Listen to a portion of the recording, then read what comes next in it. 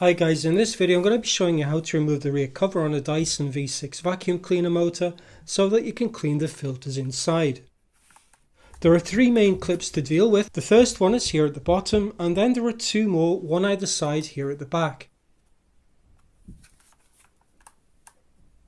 First, to release the bottom clip, you can just hold the lower part with one hand and the back cover with the other hand and pull them away from each other.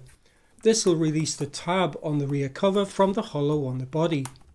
Next, to separate the two tabs on the back, use a thin plastic guitar pick like this one from iFixit. Insert it into the gap between the body and the back cover and push it in until you hear a click. Then turn it around and do the same on the other side. Just push the tip into the gap and then push it forward until the clips are released.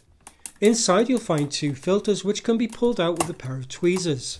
There's a dense foam pad in the middle, and then there's a long piece fitted around the sides. To clean these two filters you can just put them under a running tap for a few minutes until the water runs clear, and then leave them for a day or two to dry.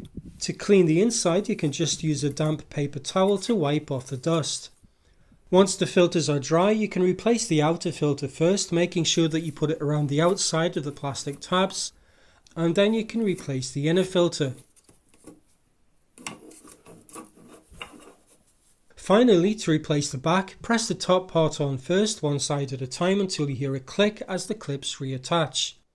Then, to reattach the bottom clip, just pull the two halves apart until the clip drops back into place. And that's it, you're done. I hope this video helps. If you have any questions, put them down in the comments below and I'll do my best to answer them.